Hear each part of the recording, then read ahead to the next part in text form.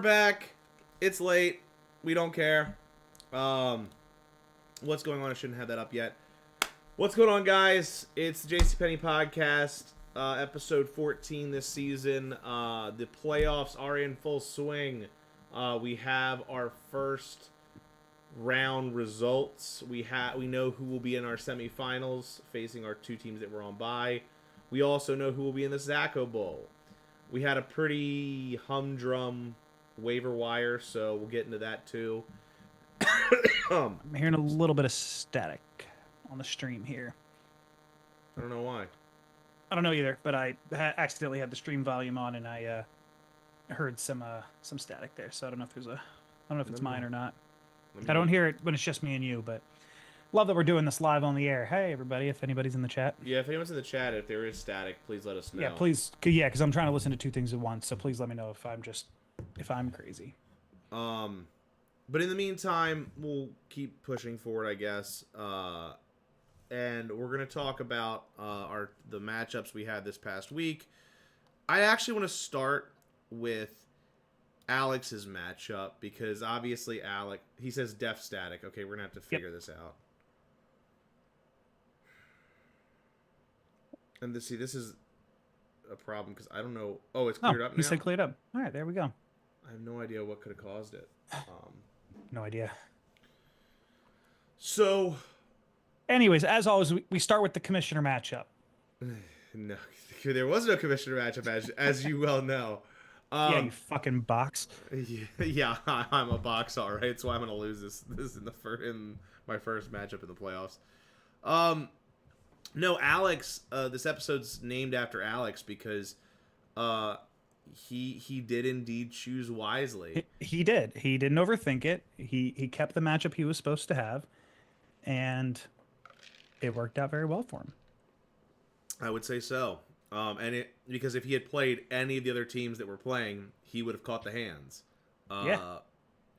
So Alex gets a huge win, and really, there was potential for Alex to lose this game. His quarterback's putting up, like barely 20 between them. Tua, primarily because of Tua's really, really, really bad day.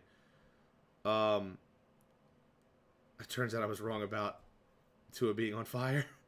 But it really, we finally have the answer to whether or not Jason Smith's team is good on paper. It's all right on paper, but to say good on paper, it's not. I don't know. He didn't drop any of his budget on Sacko McCormick, but it's like you pick someone like that up and then you don't start him, and good thing you didn't because it wouldn't have helped. Tyrone Tracy, I don't know how you feel about starting a Giants running back every week. It's like he didn't even have a bad week. He put up 123 points, but I don't know. Yeah, so here's the more I look at his team, I'm more surprised people thought his team was good on paper because his bench is just is there anyone on his bench he felt comfortable starting? Exactly. Absolutely not. That was the thing. I guess he had, I don't know if he had too many injuries or whatever, but between there are holes in his roster. Tyrone Tracy is not a top tier option. He's had a good season. Don't get me wrong. Tyrone Tracy has had a good season, but he's had a couple good weeks. Yeah, I'm saying. Like I said, overall, he's had a good season. But again, he's running back 29. Right. He plays for the Giants. And then DK Metcalf, I feel like is should have been better than his results this season, but he hasn't really done much of anything. No, he's wide receiver 35. He hasn't put up a double-digit week in 4 weeks. Yeah. I don't think he's been hurt. Maybe I'm wrong. Maybe he has been hurt. I don't know. I don't pay too close attention. But Joe Mixon also going for 8 doesn't help. Amon-Ra fucking came alive, but still not enough. Silver lining for Jason though, his first and second round picks at the bookend, CD and Amon-Ra, 52 points between them, look great. They are good on paper. Yeah. No, more than paper, but they're really good. So Jason's eliminated. Alex moves on to an even softer matchup. Just as I predicted. I think, didn't we both predict that? I don't know, but I remember picking the entire playoff scenario, and I had Alex winning this matchup. Yeah, I'm pretty sure I did too. And Alex gets an even softer matchup this week against me. Meanwhile, Brad gets his revenge from last season's championship. BT Dubs, are we supposed to be looking at the matchups right now? Because right now there's nothing. Oh my gosh, I'm sorry. That is part of the reason why I took a second to get there. But I did notice that it wasn't there, so I didn't know if like we were jumping into matchups yet, or you were just like monologuing. And no, then Samantha was like, "By the way, I'm watching, and it doesn't look like there's anything." So like, I just wanted to check. I appreciate Samantha calling out in the chat. This is why I don't podcast late at night usually, because I get a little bit. Come on, you're the producer. When you're producing mine and Zach's inevitable podcast, these are the things that you're supposed to catch. Yeah, that's something I'll do in 10 lifetimes. So we had a whole conversation before the pod started. Sean's gonna make aggressive 4 figures when he produces mine and Zach's podcast, postseason podcast, preseason podcast. It's gonna run from, February, actually probably mid-January, till the season starts, and then the JC Penny podcast takes priority. You know what's beautiful? What's that? You can't see my camera. Because of the way I have to do the stream. I'm literally watching the stream. Now you can see my reaction. Now you can see my reaction to the stream. I'm not doing that. It's not going to happen. If you're not careful. To quote Brad, quoting me, quoting Barney, if you're not careful, you're going to lose me. Well, only the best friendships rely on ultimatums. So... Yeah. So yeah, there's the points for the matchup. Sorry I didn't have it up earlier. I mean, like I said, we talked about Tua being a big disappointment for Alex, but him pushing through despite it. Mark Andrews paying off to the tune of about 10 points. That free ad thanks to McMillan. I bet McMillan would love to have him in his Sacko matchup with you. But really, big days out of Chase Brown and Terry McLaurin were the big thing that kept Alex pushing forward. Josh Jacobs also looks like an absolute stud. Don't want to play against him this week. I look at both of these lineups and I'm just like, how did either of them win? How did Alex win with Tua getting 4 points? Again, he had 20 plus. How did Jason lose with Amon-Ra going for 30 and CD going for 22? The math ain't mathing to me right now. Because the difference was Alex had, and this was actually Jason's biggest issue, I feel like, all season. Alex had more consistency overall. He had the higher floor. Like, you look at the rest of Alex's positions, Brees double digits, Jackson Smith-Njigba double digits, Courtland Sutton double digits, Mark Andrews essentially 10, Josh Jacobs another 20, Joe Burrow 15. That's the difference. Down week for number 3 overall quarterback Joe Burrow, by the way. I mean, he might drop out of the top 10 if he keeps up that. Oh, please let it happen. I would love that. No, I think Brad has been good faith on that. But, like, Joe Mixon, Tyrone Tracy, DK Metcalf, Kate Otten, Mondre, all single digits, and Kyler didn't do anything to help him either. So, like, if you look at that's what I'm saying. I'm just confused by, consistency, man. That was the problem with Jason's team all season. Yeah. All right, let's move on. Brad and Scotty, like I said, Brad. Just like I said. Brad, I don't know who the king is dead. You definitely called this. I don't know if I did or not. I can't remember. But I will say Brad is the team of destiny. There's no scenario that Brad does not win this championship. Okay. Well, he has to now play the box of boxes. But he does. I will say that it must feel sweet to Brad after losing in last year's championship to beat Scotty in this to end his playoffs. reign.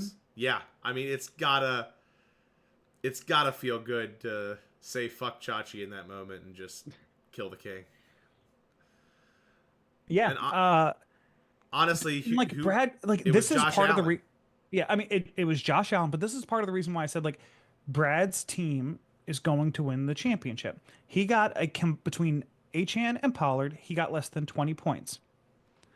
Nico Collins had a good day, getting him 15.7. He was the number 1 wide receiver in fantasy before he went down.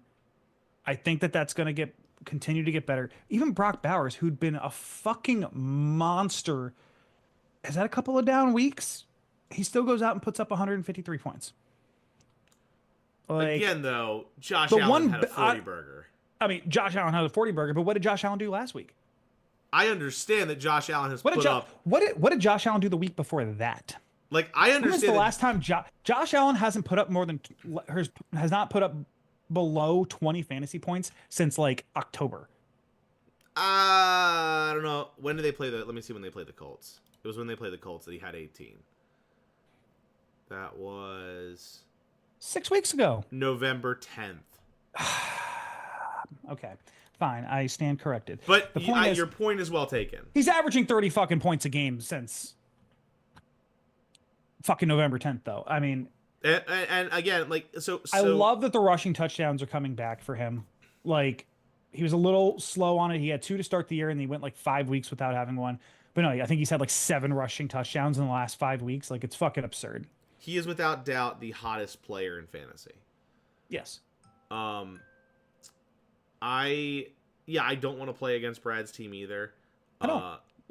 But Scotty's team goes out there, puts up 145 points, and this is part of the reason why, like, I sit here and, like, I'm so fucking pissed off about fantasy football just this entire season. Like, this is why this is coin flip. Scotty put up 145 fucking points with one of his quarterbacks going negative. Well, hold on. So, like, there's also, like, you're looking at, like, you have a tendency to just look at the aberrations, like in the negative. There are also aberrations in the positive, like both defenses having double digits. The Broncos defense putting up 20 points. That's a little surprising. Like, I understand good matchups, but like, but the Denver Broncos are the #1 fantasy defense, and they average over 10 points per game. So, like, don't get me wrong. Obviously, 20 points is a lot, but also the Colts aren't great. Right. I mean, and the Carolina Panthers have gone through multiple quarterbacks this season. Obviously, Bryce Young's played better lately, but like, Josh Allen had his second highest performance of the season. James Cook had his second highest. Honestly, I'm more impressed in Scotty's loss to put up 145 points with a negative quarterback. Yeah. Like, but that's just it. It's like, no, a defense can go and get you 20. James Cook can go get you 26. Jahmyr Gibbs can get you 26. Like, and not everybody did that great. Jaden Reed gave him 8.5. At one point in the season, about a month in, Jaden Reed was the #1 wide receiver in fantasy, if I'm remembering correctly. I mean, obviously, a big part of that was the week 1, like, 30 points that he put up. But, like... So generally, what we're seeing... Anybody can drop 140 points, is what I'm saying. Like, you can have a terrible situation and still drop 140.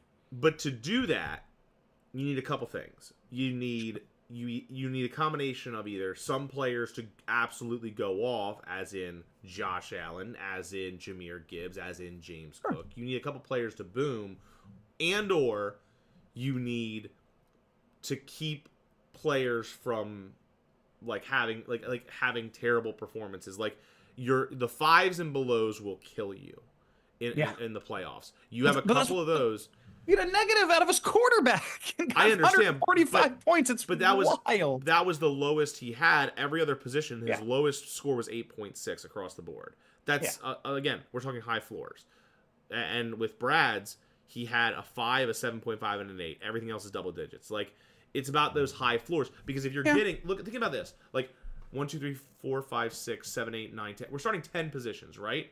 If you're averaging double digits per position, 100 points. Yeah, but 100 points isn't a lot anymore. I understand, but I'm saying then you add in Josh Allen throwing up 40. Okay, that's 130 right there.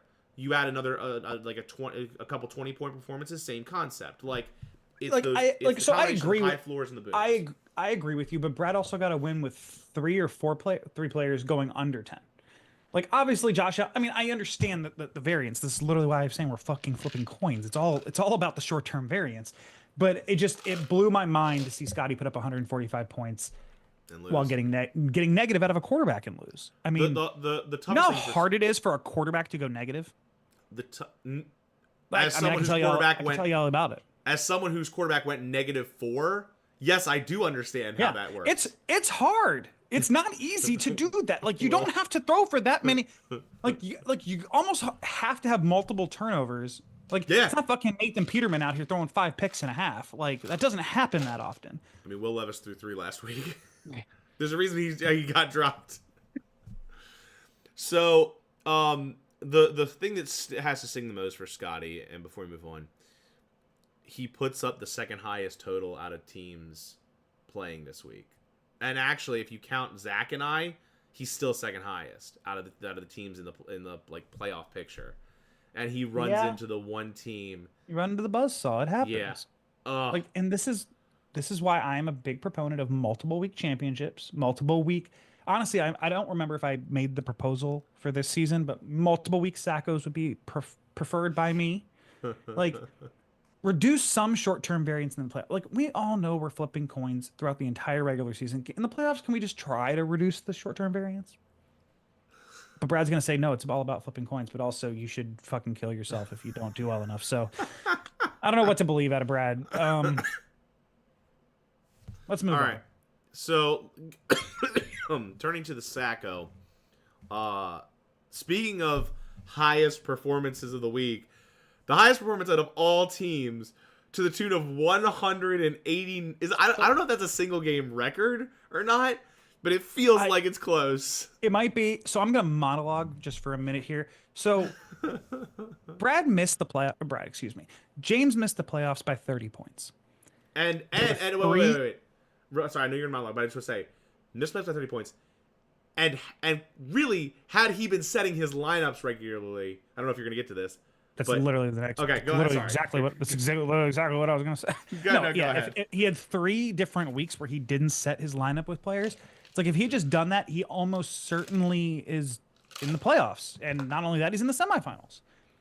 So I look at this matchup, and I mentioned this to you the other day, but I'm like, I started the week about as badly as I possibly could. Brock Purdy gives me less than 4. Cooper Kupp, for only the second time in his career, does not record a catch in a game. I start the week off with 4. And if both of those guys have just a normal week, I put up 140 points. And I still fucking lose by 50. That's my season. It's my season. That is... I don't know what I'm supposed to do. God damn it. I mean, as you just said not more than 5 minutes ago, sometimes you run into the buzzsaw. And it sucks because I wouldn't have beaten a window this week because... if I had gotten a normal week out of Brock Purdy and Cooper Kupp, maybe I'd beat window this week. Maybe. But, like... Good news is you would have beaten McMillan, who you're going to play. I would have beat. So that's what we're gonna get to that next matchup. But like, no, I look at my team and I just got. Isaiah Pacheco, since he came back from the broken leg, just can't do anything. I ran into this stupid situation where I'm like, Garendo is fucking day to day. Like no guarantee he's gonna play. So if he doesn't play, oh by the way, I went in and I picked up. Who was the second person I picked up? Patrick Taylor Jr. Oh no! I also had Braylon Allen, and it's like Breece Hall, week to week might not play, and I'm like, if either one of those two guys don't play, I have Patrick Taylor, I have Braylon Allen, I have the starting running back, I have somebody that I feel comfortable starting. Both of those motherfuckers play, so I'm over here starting Jaleel McLaughlin, who actually is the starting running back, has taken the job from Javonte Williams. Jaleel McLaughlin, fucking first half gets hurt. Misses a bunch of time. I think he ended up with like 8 touches on the game, something like that. Well, maybe like 9, maybe like 8 or 9. Worse, they play on Thursday night, so he's not playing. Like Jaleel McLaughlin also already rolled out for this week. I have other my team fucking looked completely different. I have I did like 3 or 4 ad drops, but yeah, it's just like I got it 30 out of Aaron Rodgers. Oh, and like the continuous like musical chairs game I fucking play of what wide receiver do I start in my flex? Is it Adam Thielen? Is it Keelan Allen? Or is it Jameson Williams? No matter what, I pick the wrong fucking one. Every week, the one on my bench, sometimes 2 on my bench go off while Adam Thielen has been doing great, goes out, puts up 7.5 fucking points. Keenan Allen gets me 17.2. Jameson Williams puts 11.2. And you know what? If I'd switch one of them in, I still lose by 45 fucking points if Keenan Allen or if Cooper Kupp and Brock Purdy have a normal day. I was gonna fucking lose no matter what. Can we at least make it reasonable for me? Nope. I actually would love for someone, and really quick, just to recap the chat. Alex said, "I know for a fact James would. He would have beaten me if he started AJ Brown from his IR." So I just want someone, for those of you watching, whether it's live or later, somebody take the time and effort to go back through our history and find out. I don't know if I tracked or I took a bunch of stats way back when. I don't know if it's in our. You know what? I'm just gonna do it. I'm gonna go to our Facebook page real quick because I know I have on Facebook the some of the records. I don't know if I have the highest single. No, I don't have the highest single game score. Someone go back through our history and compile the data and figure out what our highest single game score is. I feel like we've never had a 200-point performance that I can recall. I don't think so. But I feel like this might be the record. It could be. It very well could be. I mean, just everybody on his team had a good day. And like, this is also a part of the thing that I'm talking about. How like we're fucking flipping coin. If you had said to him, "Hey, by the way, David Montgomery, go and get hurt. Only gonna get 5.5 out of him. Travis Kelce, gonna be done for the year. Yeah, and done for the year. Travis Kelce, kind of a down day, 4.7. Washington defense against New Orleans, you're only gonna get 5. By the way, you're gonna have the best game anyone's ever fucking had in this league." But again, the way to do it is the booms. Like I get it. Jared Goff 40, Baker almost 30, Mike Evans over 30. That's stack, by the way. Brian Thomas Johnson 27.5. No, the Mike Evans Baker Mayfield stack is massive. Oh, what a stack! It's a stack. So the last matchup we got to talk about. Unsurprisingly, Window beat McMillan. I think we all kind of had McMillan's team. Like, I don't know. Maybe McMillan had some bad injuries this season. I don't really know. Honestly, I happened to just like stumble upon the trade that Zach and McMillan did. You talked about this last week too. I don't remember fully understanding it. And I looked at it today and I'm like, what was McMillan? I mean, I guess Nakua got hurt.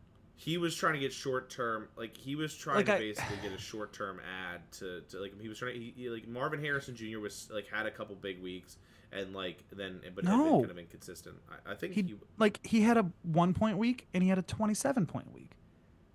So he had, and I think it was after week 2 that the trade happened. So Marvin Harrison's coming off a 27-point performance, but he traded away Jalen Hurts. I get it. He I mean, I'm not just sitting here trying to be results oriented and say like, I mean, obviously Zach won the trade. I mean, you got Nakua, he got a top 5 quarterback in the process, and obviously Justin Herbert overall has underperformed. But like Justin Herbert didn't do shit the first 2 weeks.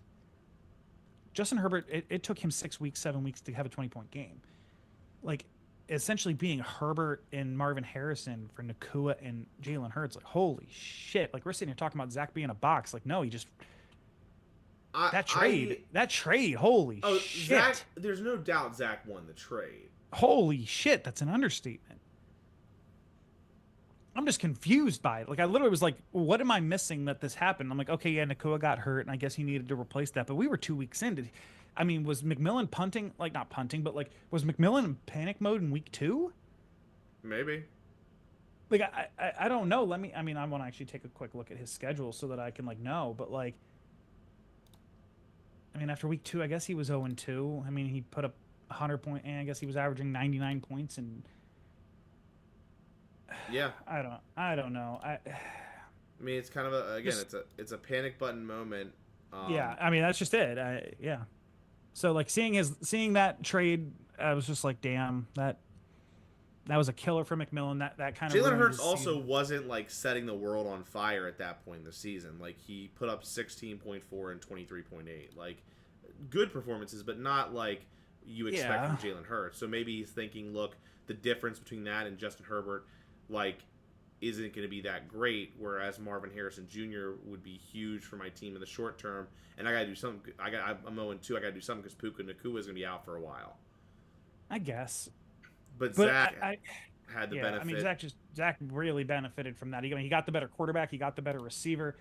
And, I mean, I don't know. I know we talked about it early on in the pod with Marvin Harrison Jr. Like, rookie wide receiver, and Puka Nakua broke every record and finishes like wide receiver 15 last year. Like, I mean, maybe he just kind of saw the writing on the wall. Like, yeah, he had a big week. He sold high, and it's worked his benefit. I mean, keep in mind, Devontae Adams is the difference in this game. Like, that is the outlier. 38.3. He literally is the difference in scoring. And I understand he's not going to put up a nice bagel like someone like Cooper Kupp would. He still wins this game by double digits if he swaps in Xavier Worthy. I understand. I'm just saying, like, that's a huge performance that gave Window the boost. Plus, again, the Chiefs defense putting up 21 points against the Browns. Like, and again, it makes sense. I'm just saying, like, there were some boobs on Windows. Neither of these. Yeah. I mean, also Window could have also had a better day than he did.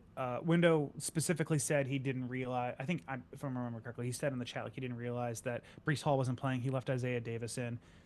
That probably gets replaced with ETN. That's an extra 7-point boost. Yeah.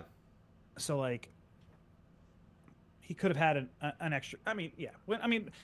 I think McMillan's team was obviously worse than Window's. Of course.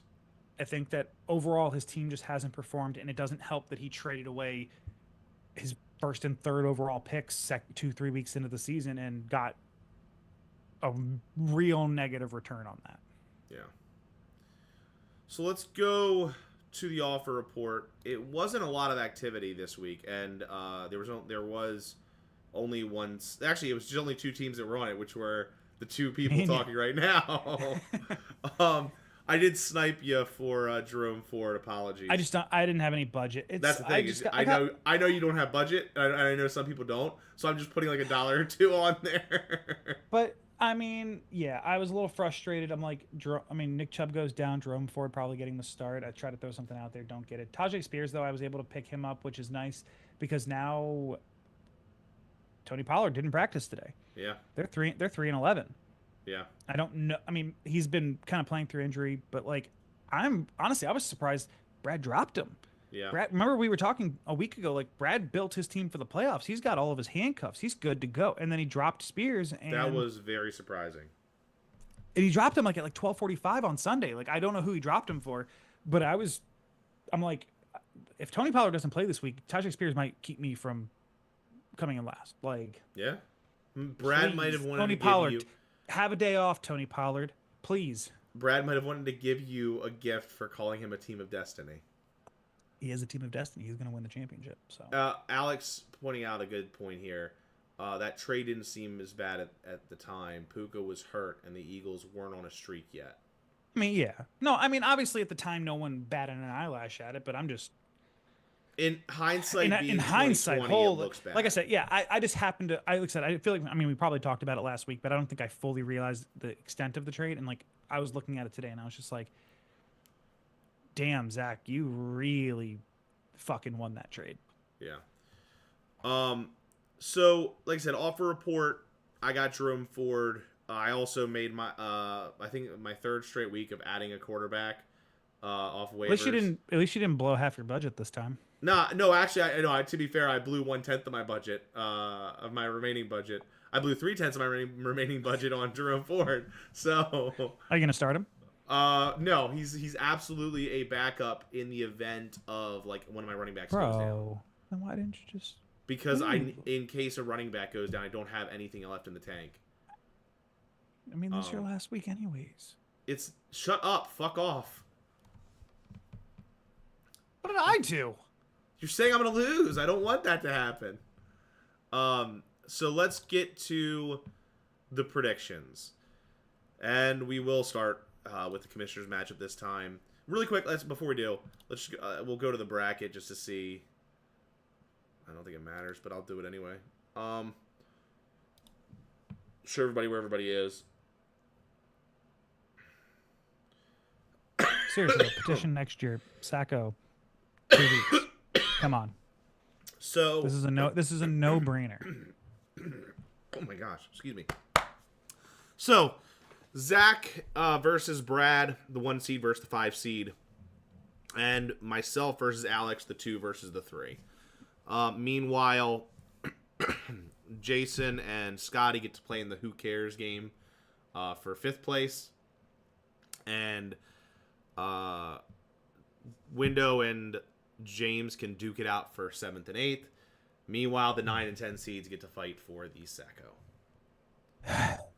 Yeah. So, with that said, now we will go to predictions. Now we will go to the commissioners matchup. I am somehow, some way projected as a 2-point favorite. This is true. And the average is I am favored by 2 points as well.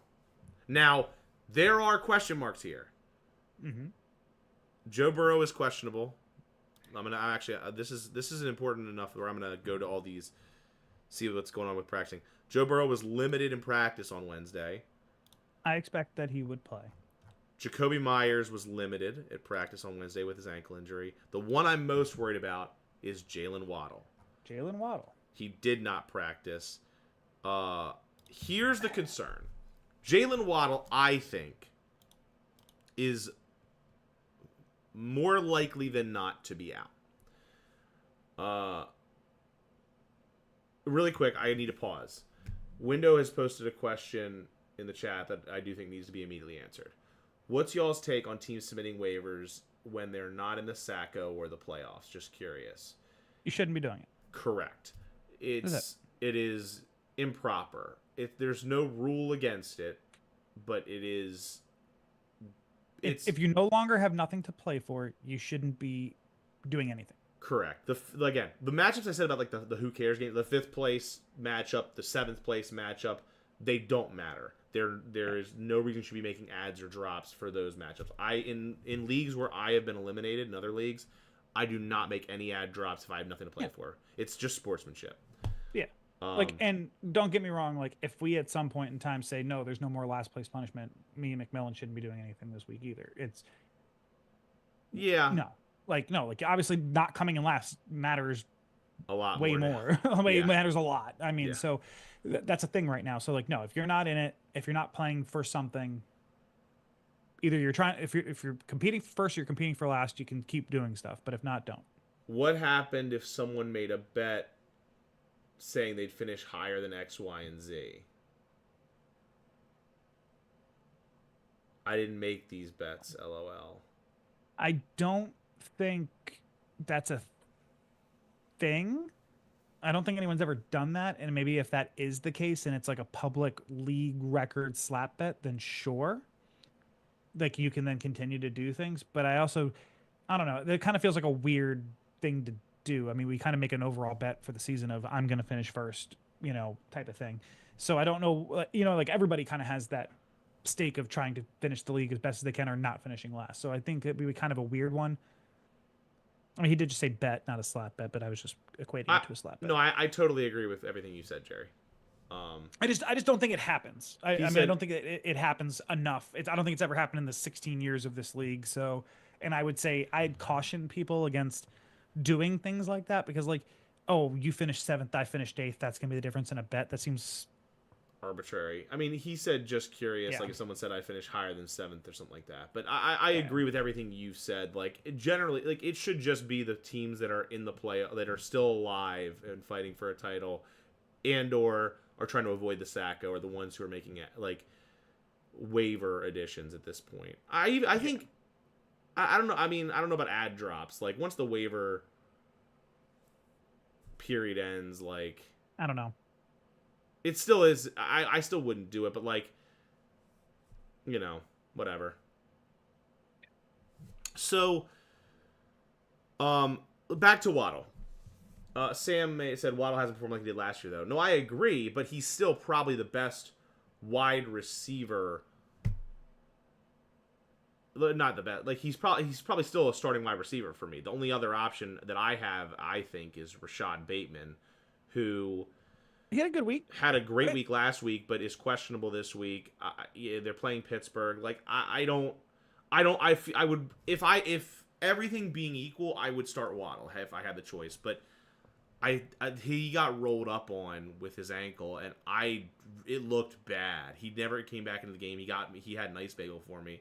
I am extremely worried about Jalen Waddle. I think and again, Dolphins they're not mathematically eliminated, but they're all but eliminated. All but. Yeah, so, like... They have to win out, and they need people to lose. They need a lot of help. Like, what is there to play for? There's a decent chance I start Waddle or Bateman instead of Waddle. So, just food for thought. And then as far as history goes, I beat Alex early in the year, back when Alex was still shitting his pants all the time. When Alex got his diapers, he beat me to the tune of 175 to 127 in week 12. So, with that all being said, who you got?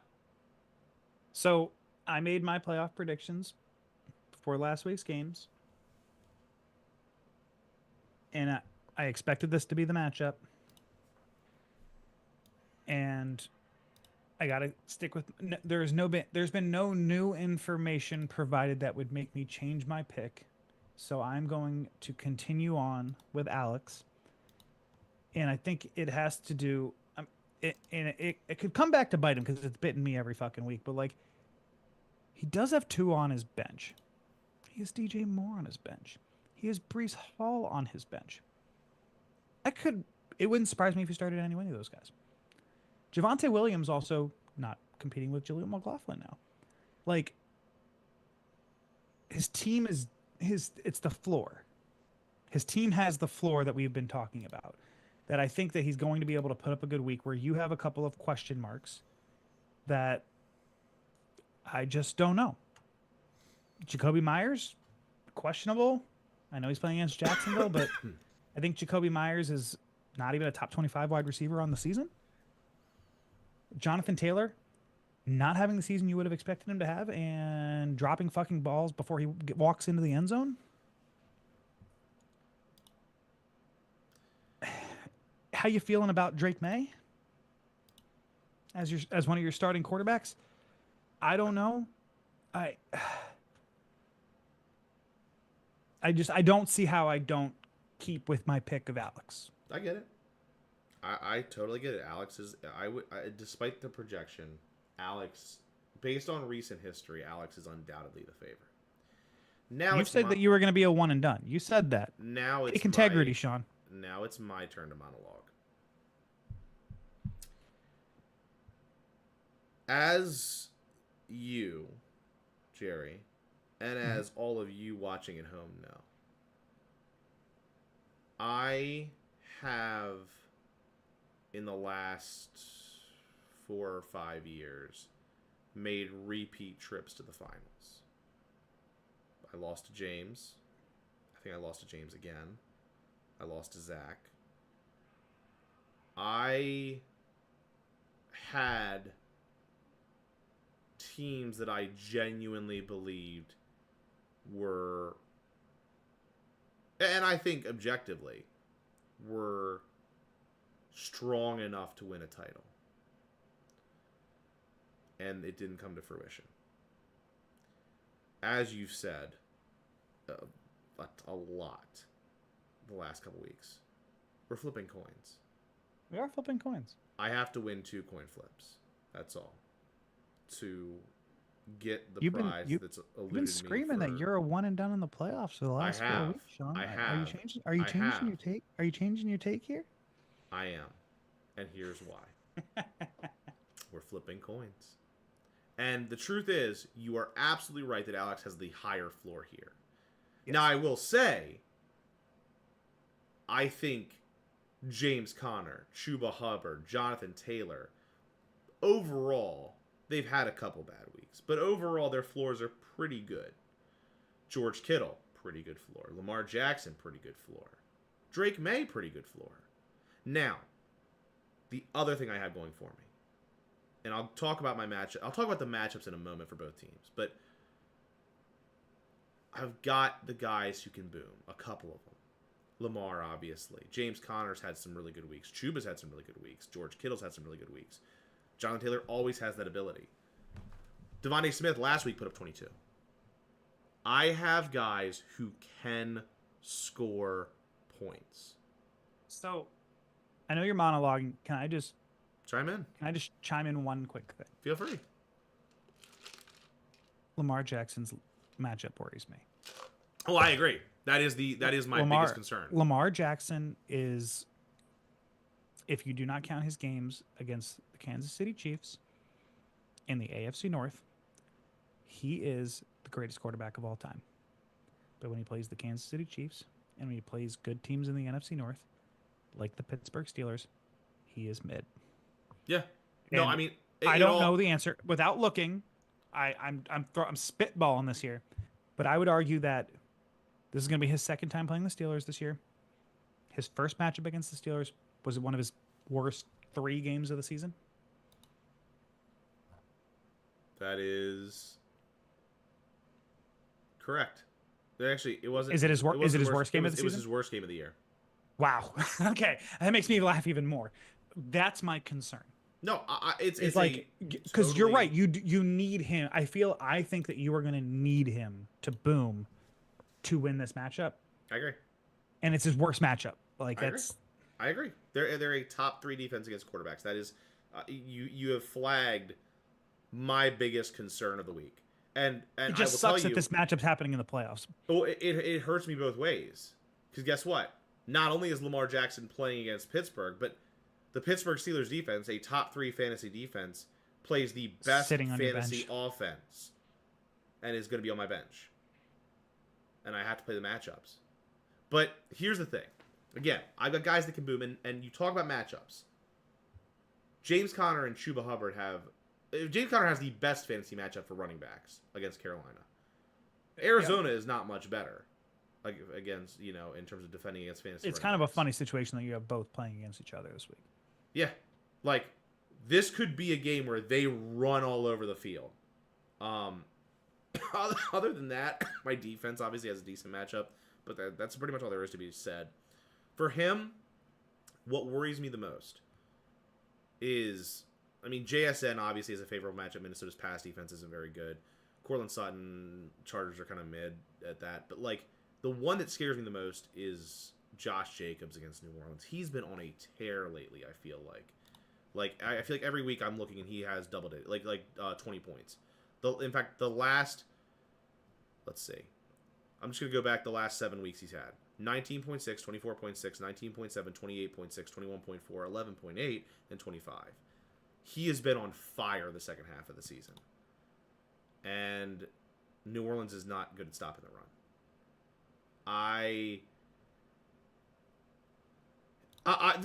Again, Alex is the favorite. I'm not shying away from that, but I believed in myself when I had a better team and it bit me in the ass. So maybe I just need to have a worse team.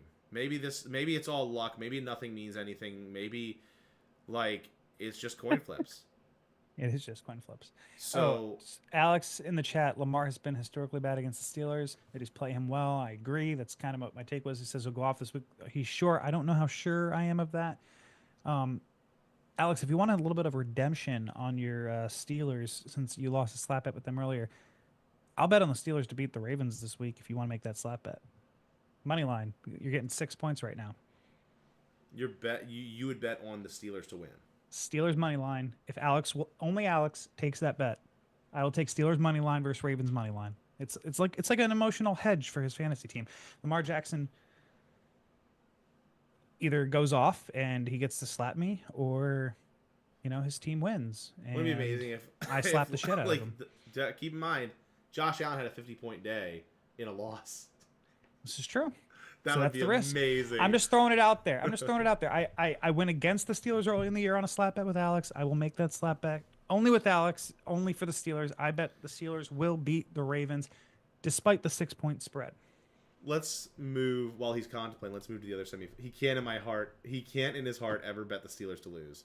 6 points? So, moving to the even higher projected matchup, it is Brad versus the Box. What's interesting about this matchup, Brad has edged out Zach by 10 points in week 4 and by 5 points in week 13. Brad has beaten Zach both times. In fact, of Zach's 3 losses in the year, 2 of them are to Brad. Yeah. Now, the projection does favor Zach by about 4. But very intriguing matchup. And with that, I will allow you to explain why Brad will defeat the Box. It's real simple. Brad is a team of destiny. He's going to win this. Never heard this before. It's like Jason's first and only championship. He put up 70 points in the championship and won. It was just, he was the team of destiny. No matter who he played, he was going to win. He's got Josh Allen, who's out here fucking dropping 50 burgers. In a loss, he's doing that. Achane had a down week last week. I'm a little concerned that Tony Pollard might not play this week, and if he doesn't, who steps into the starting lineup? Probably Bucky Irving. Not a bad Undoubtedly. replacement. Not a bad replacement. I mean, Bucky Irving also questionable, but not a bad replacement, all things considered. He had limited practice today. I think Justin Jefferson, Nico Collins.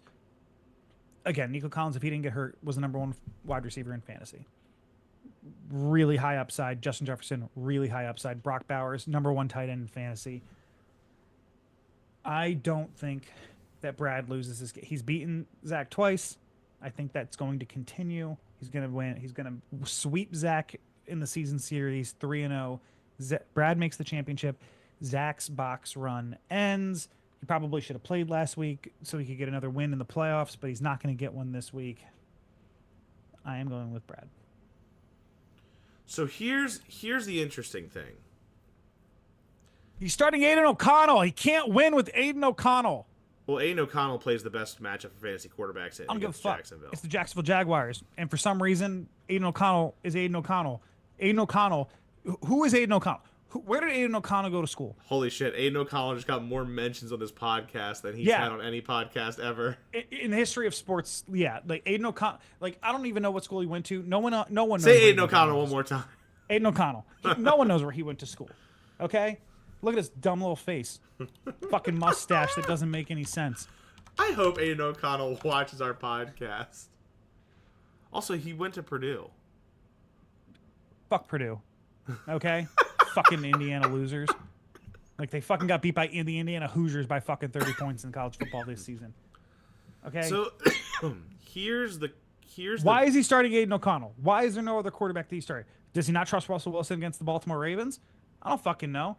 All I know is Zach's going to fucking lose. Because in this situation, his team is kind of garbage. So Brad's gonna win. Here's the interesting thing. And I might have to... This might be... He's also starting a Baltimore wide receiver. You must fucking hate that. That must make your blood boil. No, I might start a Baltimore wide receiver this week, so no, it doesn't. So I'm going to give some information out, and I don't know if everyone knows this. I don't know if anyone's going to make any ad drops as a result of this, but I'm going to go ahead and just speak truth to power. You talked about the Tony Pollard injury being a potential factor in this. Yes. You have missed what I think might be a more impactful running back injury in terms of this matchup. And that is Alvin Kamara. Alvin Kamara was pulled out of the game against the Commanders on Sunday because of a groin injury. Uh-huh. He had 5 carries for 12 yards and 4 catches for 58 yards in a tutty. Okay. There is, on Monday, the Saints interim head coach said it's an adductor injury. There is it's a Monday night matchup, so he's got a little more time, but like that's a big concern, and I'm just gonna say that the likely handcuff, Kendre Miller, is a free agent right now. Currently sitting on my bench. You already added him while I was talking? Yes. As soon as you said Alvin Kamara, I'm like, okay, where is he? Kendre Miller. Okay, that's the person I'm adding. Fuck Zach. Team Brad all day. Brad, I got you. So that just happened. On my bench, Kyle Pitts. Fuck you. I got Johnny Smith now. That's amazing. So that's a big concern because obviously the engine, like Saquon and to a lesser extent Kamara, have been an engine that helps Zach's team run. There are also concerns, by the way, with Guerendo. He's not practicing. He didn't practice Wednesday due to foot and hamstring injuries. But yeah, he played through the injury. He played through it. He got 20-something touches. I fully expect Guerendo to play this week. I mean, again, he wasn't literally didn't practice until game time. It was a game time decision. He made the start. He got 20-something touches. Made it through without. I mean, I think it's just maintenance. I think Guerendo's going to play. Well, the interesting thing is also like who he's benching for Garendo. It's Tyreek, right? Like Tyreek Hill is just in this spot, like also questionable. True, it's his wrist, but it was also kind of like a vet rest. Expected to play. He had a couple of good weeks, but another down week. I don't know what to I don't know what you can expect from him. I don't know if anyone saw his tweet today, where he said, and I believe it was something akin to, it's time for me to go, coach. Is he at the end of his contract? So here's the thing. It said there was no comma or anything like that. It was just, it's time for me to go, coach. So I don't know if he means it's time for him to go coach, like go coaching, like Pop Warner. It's time for him to go lead the Dolphins, coach, like as if he's addressing it to McDaniel. It's time for him to go. Like, it's time for me to go, coach. Like, I got to go to the bathroom, coach. Like, I don't know what he's saying. Punctuation's important, and he puts these He put a Stephon Diggs and wrote a cryptic tweet, and now I don't know what to think. And honestly, is this the last year of his deal? Is this the last year of his deal? No. How much time does he have left? Like 2 years, I think. I don't know. Like a lot. It's not the last year of his deal. I don't know, but it's definitely looking not the last it up on year Spot Rack right now. Give me 1 second. So all I want to say is the top on Reddit, the top comment. He's got like 2 fucking years left. Jesus Christ. So he's not an unrestricted free agent until 27. The top. I'll be sailing off into the Hawaiian sunset before he's a free agent. What are we talking about? Like, he can't just. He's not gonna fucking retire. He's like, isn't he like 28 years old? The top comment on the Dolphins Reddit page in response to his tweet was, and this is amazing. Yeah, sure, whatever. Who cares? Nothing matters anymore. And it's like, the first comment underneath it, this guy is definitely a Dolphins fan. I mean, there's some interesting matchups on both sides of this. Getting to my prediction. I mean, he's not going to be done next year unless he straight up retires. Like, his dead cap hit next year for the Dolphins. Do you know what it is? It's a lot. It's like it's $57 million for his dead cap hit. So like, the Dolphins aren't cutting him. They're not trading him. They would trade him.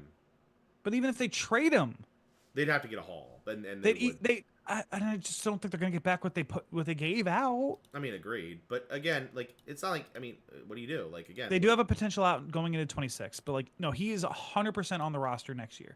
Yeah. So sure. No, they could cut him after next year and only be a $28 million cap hit. I also think, like, he's upset. Like, it is what it is. Like, this has been a disappointing season for Miami. Let's get back to, like I said, their matchup. What I wanted to say was, I do think Brad has some tasty matchups here. A-Chain against San Francisco. Granted, A-Chain is hard to trust consistently. Miami's run game has been meh. He's in a weird spot because, like, he hasn't done bad. He hasn't gone single digits in, like, 6 weeks. And he's running back 8. This is a big argument for PPR because he's giving you fucking 7 catches a game. But it just doesn't matter as much in this format. We're half point. Like, there's some value. Like, no, I mean, obviously there's some value, but like, no, it's not just the rushing yards. I mean, he's given you. I'm trying to like do some quick math, like 100 rushing yards over the course of the last 4 weeks. Well, that's because the Dolphins can't run the ball. Yeah, but he's giving you 170 receiving yards with 2-3 receiving touchdowns. Like, correct. He had a little bit of a down week. I think he's fine. No, he has a good matchup against the 49ers, a banged up 49ers defense. So I made this argument. Like, he was the number 1 running back in fantasy when Tua was there for the first couple of weeks. He got hurt. He had like 3 or 4 really bad weeks, and since Tua's come back, he's been great. 1 single digit week. Like, yeah. Achane is Achane. Achane is him. Josh Allen is him. Justin Jefferson is him. Nico Collins is him. Brock Bowers is him. Jordan Love is him. The floor is too high. Fuck Zach. He's out. Sorry, Zach. Love you, but you know, you're gonna lose. If you would like to make a slap bet, Sean, I am not making. I will take Brad. I am not making any more slap bets this season. I have made enough. I will give you Zach minus. What is the current spread? 4. I'll give you Zach plus 3.9. It's like doubling the spread. Yeah, double the spread. So if Zach has to lose by 4 or more. No, I'm good. Like here's Zach the has to thing. lose by 10. I also you don't even know. I might pick Brad too. You don't know. I haven't Oh, gotten to make my sorry. prediction My yet. bad. My bad. Go ahead. I am. I'm actually really on the fence right now. I still haven't decided. I think this can be a very close match. I think this will be closer than Alex's in my matchup. I.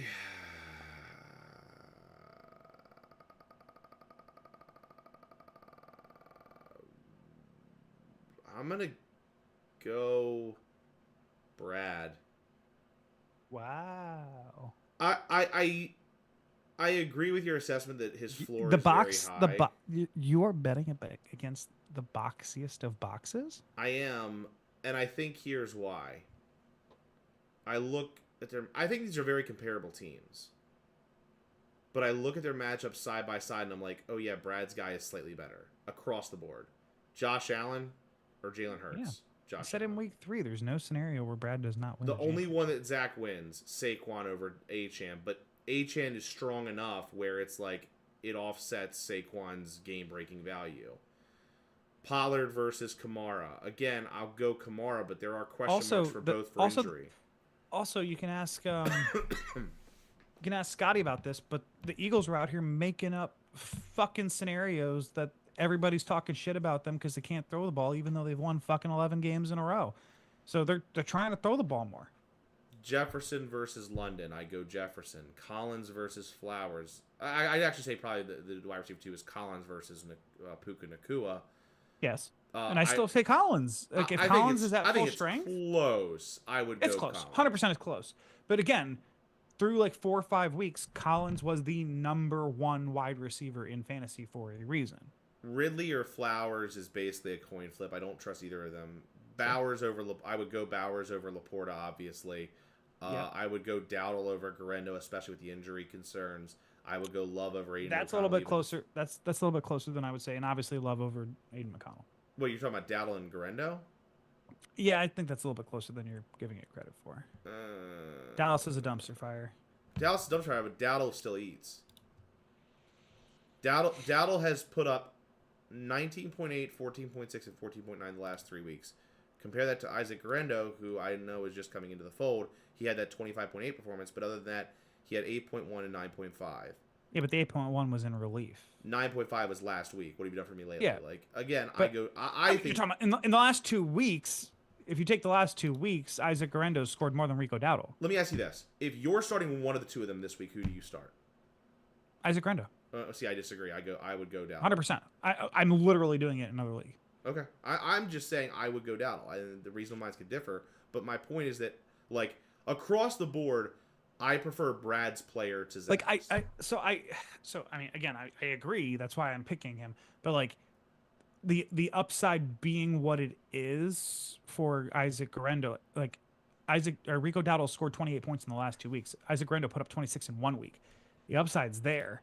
Like if Isaac Garendo scores a touchdown last week, I mean, obviously he didn't score one, but I mean, he got 20 touches. He had an okay week. Again, I mean, he's getting both the rushing and the receiving. And I think that despite San Francisco's down year, like they're much better than Dallas this year.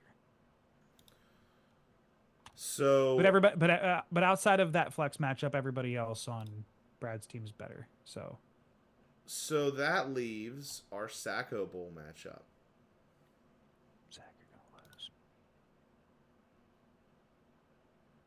And that is the Sacko Bowl matchup. You versus McMillan. And this is potentially history in the making here. Because there has never been a back-to-back Sacko. No one's ever gotten that fucking unlucky. No one's ever had that type of fucking shit happen. But it could happen this year. It could happen this year. It could. And again, just saying, oops, I X'd out of it. But in terms of history, you've played McMillan twice this year. You have not beaten him yet. I've had bad weeks in both scenarios. He had 1 good week, 1 bad week. My team is better than his. Agreed. My team has had more injuries than his. Just top to bottom, like You're projected the Aaron Rod- favorite. I am a slight favorite in the projection. Justin Herbert has underperformed. The Bears as a whole has underperformed. DeAndre Swift, you would have expected to be a top 10 guy. He's not. Marvin Harrison Jr., we talked about him earlier in the pod. We talked about him extensively. Not even a top 25 wide receiver. Now, Aaron Jones is good. He's top 15. Rashad White is trash. Bucky Irving is the starter there.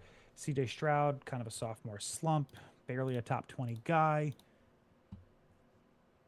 I don't know how strongly you feel about the Texans playing against the Chiefs. The Chiefs just don't lose.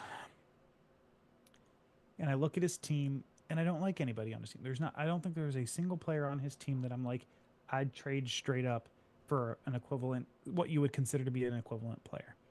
Malik Neighbors, we talked about him at length early in the season. He had a stretch there where he was averaging like fucking 15 or 20 targets a game. It was some absurd number that he was getting. And like, who's throwing to him this week? Is it Drew Lock? Is it Danny DeVito? Who fucking knows? Danny DeVito. I don't know. So I'm assuming you're picking you. No, I'm gonna fucking pick McMillan because nothing is going right for me this season. Oh, so I can't win. You actually are picking McMillan? I am picking McMillan because that is just how my season has gone.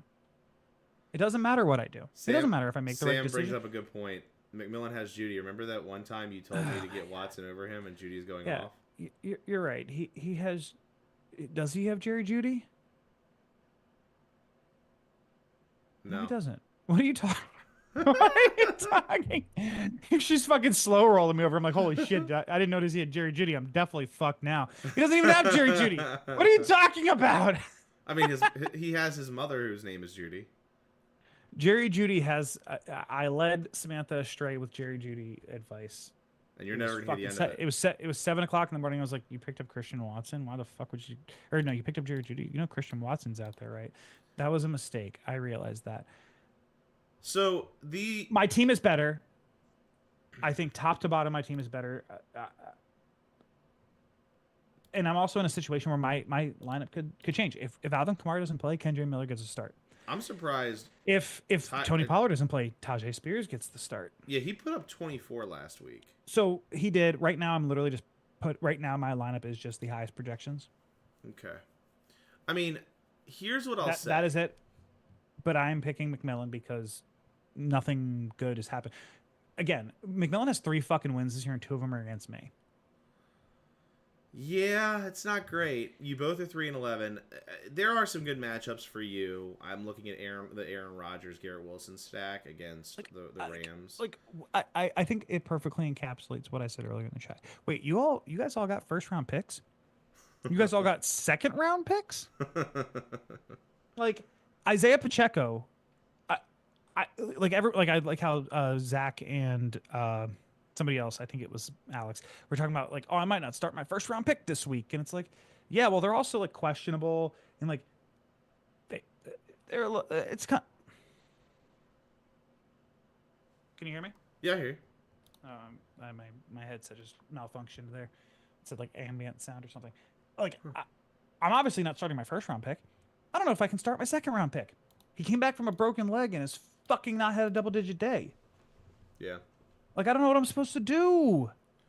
Like, I don't know that I can... Like, I'm over here praying Tony Pollard just fucking take the day off. So... I mean, Sincere McCormick being out is helpful. I might be able to start Alexander Madison with some confidence.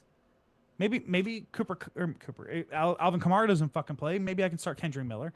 Like... So... I don't know.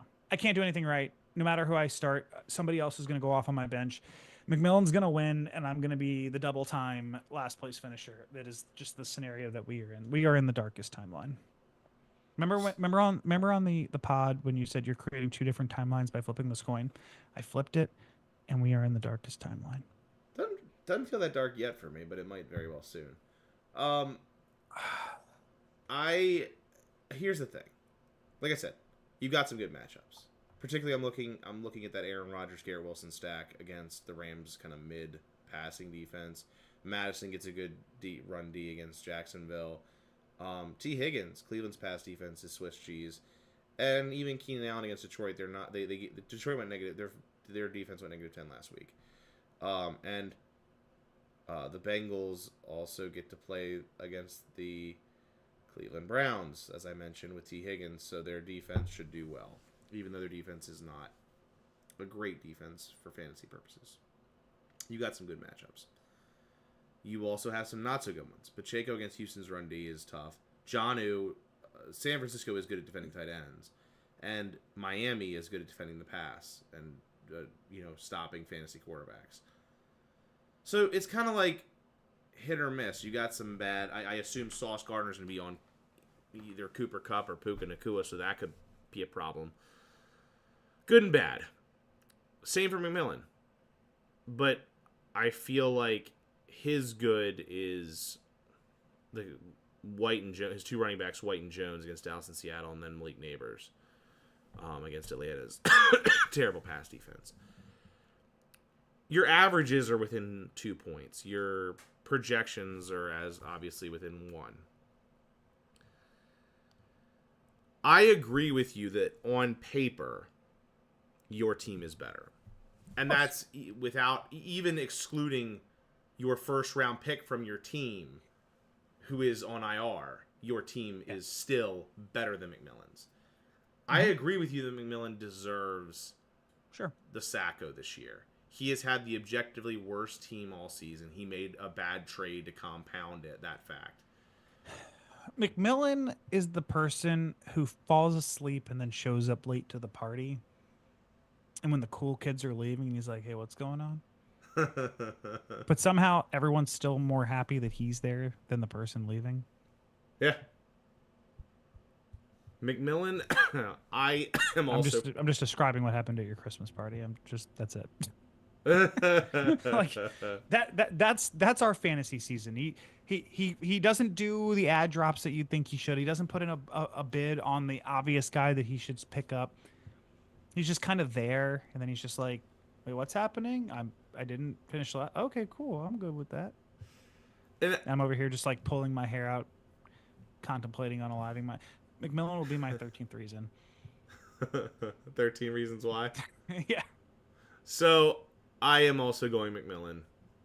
Fantasy's not fair. We saw from Jason's matchup. Good on paper doesn't always translate to success.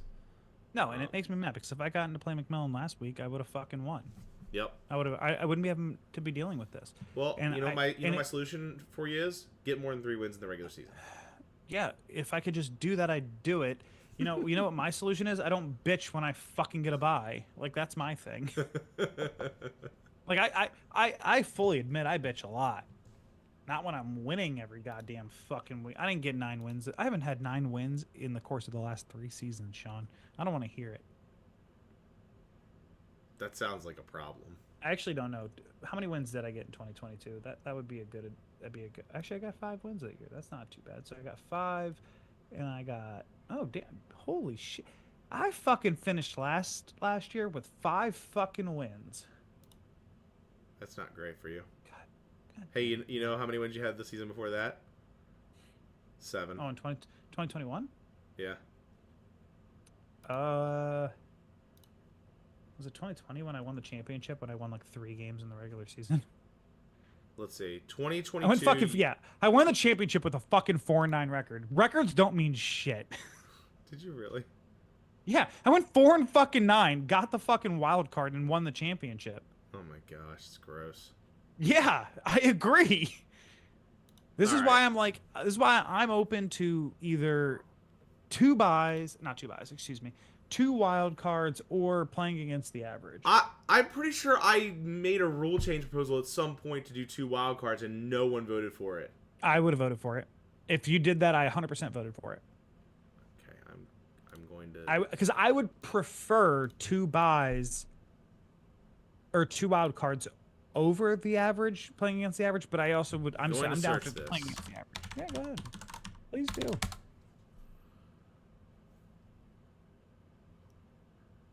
June 6, 2023. Sean has proposed adding a second wild card. Okay. It was just you and me. It was you and me, and 5 people voted against. Yeah. No, like 2 wild cards or add. Like, I mean, I'm happy. Don't get me wrong. I'm just not trying to complain. Like, I am extremely happy that we have added 1 wild card to the situation because it matters. It really does. And I've heard some horror stories. I've been reading things recently that are pretty absurd when it comes to some fantasy leagues. I saw one situation where it was like these 2 people, who wins, who loses, winner gets a bye, or winner gets in the playoffs, loser is out. They both bench their entire teams to just so they both tie and they both get in. Not okay.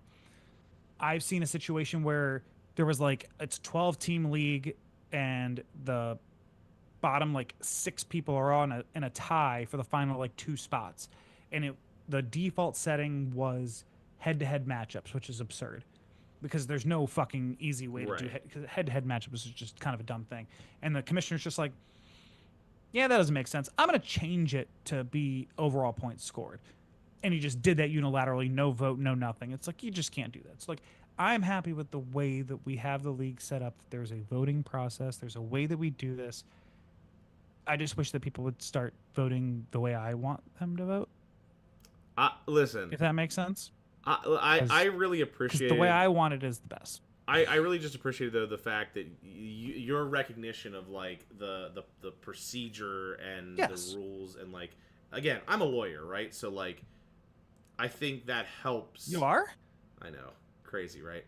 I think that helps generally, like the fact that I know like people were like, oh, the Constitution, this is stupid, I'm sure, but like no, this is like rules matter. Like this is the way you avoid these situations you're talking about is to have established rules in place beforehand that resolve these issues. And if heaven forbid, if there's something you didn't contemplate or something comes up that isn't contemplated by your finely tuned set of rules, then again you got to be democratic about it and like and listen to good ideas and you know I think there are no league is perfect, but I think people would be hard pressed to say our league is not fair and transparent, which is all you can really ask for. It's been a process, but I feel like we've gotten there. Yeah. I feel like there's been things that we've ironed out issues. Yeah, we've ironed out issues. Exactly. That's a perfect way to put it. But, you know, again, and that comes from trial and error, right? We've been doing this for 16 years. Like this, you know, we didn't have everything right. Our league's getting ready to graduate high school. Yeah.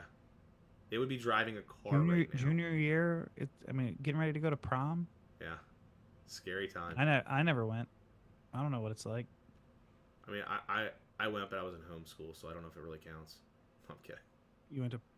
I'm what? kidding. All right. Private school is essentially the same. So that's our prediction. So you are going with McMillan. Yes. So essentially, we agree on McMillan and Brad's wins. It's just we disagree on Alex and myself. Because I want to be delusional for just one more week and believe, even though I know what's coming. I mean, again, coin flips, right? You never know. Hey, would you like to hedge your matchup a little bit? In what way? Yeah, I mean, either you win or you get slapped. I don't want to do that. I bet on you to win. I mean, I think that Alex is going to win, so I'm emotionally hedging. One last slap bet? A gentleman's agreement? Nah. One last league slap bet? Really? You're going to turn this down? If someone else wants to do it, they can. I've made too many that I've lost. Brad is now watching from the beginning. Oh, Brad, just so you know.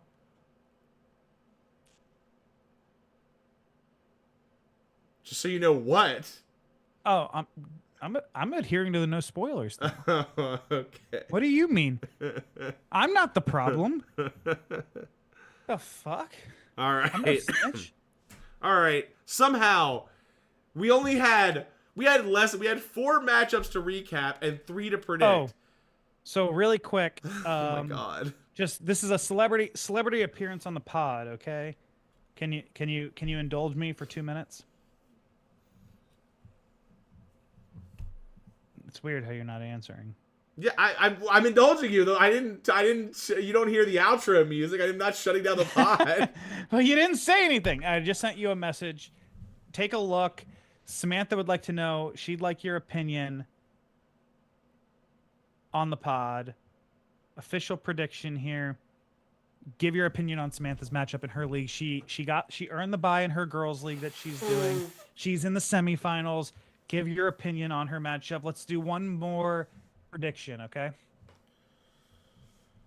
All right. I know people aren't gonna be able to, I know people aren't going to be able to see this on here, so I can just give a quick rundown. Or you want to give the rundown? I'll give a rundown. So Sam's team is Burrow at QB, Jonathan Taylor and Kyron Williams at running back, Cooper Kupp, T. Higgins at wide receiver, Hunter Henry at the tight end spot. Oof. Joe Mixon and Cortland Sutton at the two flex spots, and Green Bay D, Tyler Bass kicker. Her opponent, Jared Goff. Yeah, Chase she got Brown, Aaron Jones sitting on the bench right now. God Jerome damn. Ford, Jamar Chase, Drake London, Trey McBride, Rashad White. Is that Jamal Williams? Is in Detroit? Yeah, it's Jamal. Jameson Williams. Williams in Detroit. Wide receiver, right? Sorry. Yeah. Denver defense and the kicker for Detroit Bates. So here's what I would say. I am extremely surprised that Aaron Jones is on her bench. This is true. I think that somebody probably needs to make their way into the lineup. But I also get it because, again, she's got two flex spots that right now are taken by Mixon and Sutton. I think Mixon, I don't know, it's tough. Like I think I started Aaron Jones over Jonathan Taylor though. I don't know about that. Jonathan Taylor just hasn't been performing. He drops a touchdown right before he crosses. You don't think he's going to be like mentally ready to get back on the horse this week? Like I feel like I'd like to think so, but how locked in? Like you've had a shitty season. How locked in do you need to fucking be, man? So I don't know. Here's my concern with her matchup. It's tight end. I don't love, and obviously this is Trey McBride is the #1 tight end in fantasy. That is, and he's playing against Hunter Henry, who is not the #1. I don't know where he is. I gotta see who's out there on the waiver wire at tight end because go find Johnny Smith. Like like right now, I'm just looking at position rank. Oh, this is available. Oh, Kyle Pitts is available. Nice, I might add him. I literally just. Are you fucking kidding me? I know, I was kidding. So Hunter Henry is the number 13 tight end in fantasy. His best performance of the year is 14.9. That was in week 2. You're ceding significant points at that position, so you need to make that up elsewhere. Now, I will say, I think the fact that there's defense and kicker here introduces more variability. Obviously, which is could go either way. Massive differences. I do think she makes up more than enough with Kyren over Jerome Ford. I added Jerome Ford. I still don't think he's gonna light the world on fire. Yeah, I mean, looking at her opponent's matchups, like Alex she clearly replaced Jerome. Like she inserted Jerome Ford for Dave Owen. Alex has a really good. That's not a recipe for success. Hold on, Alex has a really good point. Get Cortland Sutton out of your flex. Give yourself flexibility. If you want to start Cortland Sutton, start him as a wide receiver. 100%.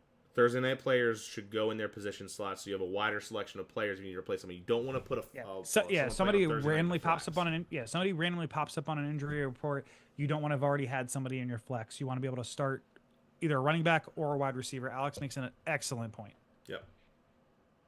Thank you, Alex. I appreciate you, bud. So even though I'm gonna slap you in your face, I see you. I am going to go Sam. I think overall I like her team a hair more. I will say that I think she wins this matchup. Yeah, but I do think it's close. So that's my view on it. So I was looking at. She sent me another picture of her league available tight ends: Strange, Juwan Johnson, Smart, Mayer, Gray. I think actually the tight end from Jacksonville might be a better option, actually. Very good matchup against the Raiders. Hunter Henry is Hunter Henry. I actually feel like I recall seeing something about, like, I think his name is Brendan Strange, something like that. I wouldn't go. I wouldn't go Brenton Strange over Hunter Henry. Hunter Henry? You don't think so? I'd still rock Henry. Brenton Strange. Let me look really quick. Because Henry, he hasn't set the world on fire. It is also full PPR. That the league they play in is full. Well, PPR. and then what I'm saying is, so like Henry hasn't set the world on fire, but he also has had at least 4 targets in every game going back to week 4. Like, and actually, of his last 4 matchups, 3 of the 4 he's had at least 8 targets. Yeah, I mean Buffalo's not. They're not like a terrible. I mean, they're obviously not terrible. Is it in Buffalo? They're not a tough. It's at Buffalo. Is. Buffalo's the number 11th ranked against against tight ends. What's the weather going to be like? I do not know. I don't know. I mean, it's one of those things where, like, I feel like Strange has come on a little bit more recently. He had fucking 12 targets last week. 18 degrees. Holy shit, that's cold. Again, Mac Jones checking it down to the tight end. 12 targets, 11 catches for 73 yards last week. It's like the first week that he's gotten real work, and it's a great matchup. Las Vegas is 28th out of 32 teams against tight end points. Hunter Henry, obviously it's Buffalo. Obviously Buffalo's going to be ahead in this game. They're going to have to be throwing. They're going to it wouldn't surprise me. I wouldn't be angry just leaving Hunter Henry in there. But Hunter Henry, actually full PPR, Hunter Henry's actually the number 11 tight end. Well, so there you go. I mean, I think Henry's fine. I do think he's obviously fine. Not as good as McBride, but you're gonna get. And I also think that she's in a situation where it's more floor than upside. Yeah. Like, she's expected to win. She has the better team. She got the bye. Hunter Henry probably has the better floor. Again, and she asked about Ferguson. I don't think I'd do that either. I think I'd probably stick with Henry. I'd probably avoid Jake Ferguson. I just think he's a little... Cooper Rush hasn't looked at him at all. He's a little less consistent, again, not getting the targets that I was talking about. Like, again, say what you will about Hunter Henry. He's not going to light the world on fire, but you kind of want that safe... If you know you're going to be losing in a position, at least get the points you can, right? Don't make it worse. Yeah. To just chasing the boom. Yeah, I think that if Dak was still the quarterback, he would be a much better option, but Cooper Rush just hasn't looked at him. I mean, he's averaging you... I mean, obviously he had, like, I don't know if he just didn't play for those 2 weeks, but in the last 6 weeks he's gotten like 16 points. Like, I don't know how you feel about that. Like, the floor is not... Again, you're expected to win. You're the favorite. I don't think you're sacrificing the floor. I agree. All right. And somehow, even though we only had 4 matchups to recap and 3 to predict, well, now 4 to predict, somehow this took an hour and 23 minutes, and we started at 10 o'clock. Oh, Zach just made the chat. You made it. Good job. Sean already agreed. He's gonna be the producer for our podcast in the off season. It's gonna be dope.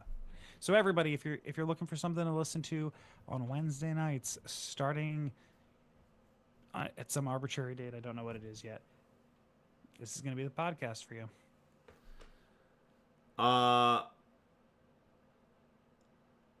So I'm gonna go off the air now. Sean, you're right, buddy. You're so smart. Just say it out loud one time. You're my buddy, and you are so smart. Thanks, bud. All right.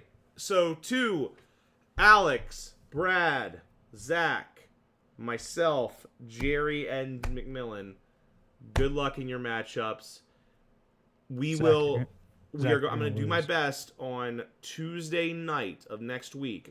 You do know that Tuesday... Oh, just really quick, now that we're talking about... You know Tuesday night's Christmas Eve, right? I'm aware, but here's the thing. So, the truth is, Wednesday is Christmas Day. right? Yeah. We have a very limited window to do the pod. Totally agree. It's Tuesday through Thursday? You are correct, sir. So I'm telling you that Kablamo. Wednesday morning on Christmas Day, I'm leaving to see my parents and leaving straight from there to Pennsylvania for the week. Absolutely. So there will be no podcast Wednesday or after. All right, so I'm giving you two alternatives, and fuck the people that are going to be in the finals because I don't care, because I'm not there. Either Monday after the game or Tuesday morning. I can do a pod. I feel like Tuesday morning, Tuesday afternoon. I mean, you're working. Are you working on Christmas Eve? Probably. I'm legitimately asking. Like, I don't know. As of right now, yes. So I was planning to do a half day, and then I also figured out I have some trainings that I have to do so that I can kind of do whenever, so I could like. I think off that day. So like, I'd like to do the pod. I don't know if everybody would be able to do it, but like, I think that we should try to find a time that's not late on Christmas Eve. I'm Christmas fine with Eve that. night, I think is gonna be hard for a lot of people. I'm fine with that. So hold on. Hear me out. So Zach suggested and you suggested Monday night. That might be the only other viable option. Because and we might have to live stream as we're watching the Monday night game. Like, if I'd rather do it Monday. I'd rather do it Monday after the pod, or sorry, excuse me, Monday after the game. I mean, I get it would be like a midnight start, but like it's Christmas Eve the next day. I don't know who's actually working or not. We will hammer out the details in the chat, but let's target Monday night for now at some point, either during or after the game. I mean, like, again, you got to remember, like, if we're it's kind of a win-win. Like, if we're not sweating results, then we can go right into the pod. That's valid. And even if we're sweating results, we're getting live reactions. Let me see it really quick. So Zach matchup versus Brad. Is there?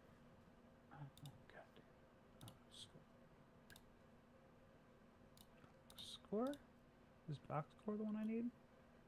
Nope. Okay, I just need to look at fucking people's teams. Alright, let me look at Alex really quick.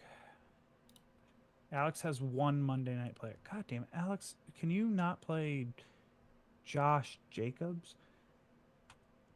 Okay, that probably isn't The Monday night game is Green Bay and the Saints. You're good. Alex, fuck you. It's Green Bay and the Saints. Zach also has a Monday player. Zach, fuck you. So again, like, we could be sweating this, we might not be. And Brad has a Monday. All right, Brad, fuck you. Zach, fuck you. Alex, fuck you. Sean, you're cool. Thanks, man. Just stop playing your Monday night players. So yeah, if there's no real sweat Monday night, I would be down to do it Monday during the game. Even if there is a sweat, like, again, we're getting live reactions. I'm down. Like I said, I get that there's live reactions, but we're not gonna fucking do a 3-hour pod. Oh my god, I just had the best idea. 3-hour pod. Like, and we'll probably have a vibe of whether or not one team is winning or not. No, yeah, that's kind of what I'm saying. I feel like if there's a vibe that the matchup's pretty much already decided, we can do it during the game. I mean, if it's really close, cool. But if it's not, I feel like I don't know. I feel like if it's really close, people are going to want to watch, and we'd rather just chill. The Sacko will be over by then, potentially. The Sacko should be over by then. So, like I said, I'm down to stay up late enough to do the Monday night pod. I don't plan, as of right now, I was expecting to do a half day on Tuesday on Christmas Eve. I don't know if that's happening now, so I'll see. But I'm down to do it Monday after the game, or Tuesday at a time during the day. Like I said, I just think it's hard, like, especially if it's trying to be at night. Christmas Eve night is a hard time. I agree. Let's plan for Monday night, and we'll go from there. Zach, how about you just mind your business? How about you worry about your bracket and not the other bracket, okay? Don't need you talking about what's going to be over. All right. Hour and a half. I'm calling it. Thanks for watching. I'm Sean. He's Jerry. We'll see you on Monday night for the season 16 JC Penny podcast season finale. Been a good season, boys. hey, 15 episodes. We hit our 50th this season. We're actually, again, just so yeah, both Zach and Alex said they can do Monday. So Brad, when you do watch this, if you can just let us confirm, if you can confirm that you can do Monday, please. But yeah, assuming that works, we're good there. Thanks for watching as always, you guys. We'll see you next Monday for our season finale. Sorry, what was I going to say? We've hit now 60 episodes through the course of the season, just doing this regularly. So, if we average 15 episodes a year, even with a missed episode or two, that puts us. Mark? That puts us. I think 12 is a good number. 12 is kind of our average. I mean, I don't know. Again, this season we've hit 15 of potentially, like, it's what, a 17-week season in total, and we've hit 15 episodes. So, like, I mean, this is episode 15, or that will be episode 15? The last episode will be 15. So just saying, if we can average 15 a season, the next 2 years, we'll hit 100 in 2 years. Just saying. 102 years? We're at 60. Wait, no, hold on. That won't. 3 years. My math isn't mathing. 102 years. Damn. 3 years. Sorry, I lied. That's my wife. 3 years, we'll hit 100 episodes, and then I will retire. This is Samantha. This was her league that we were talking about. She's gonna win her girls' league because she's way better than me, and I'm gonna come in fucking last. All right, we're leaving. Thanks for watching. See you next week. Good night.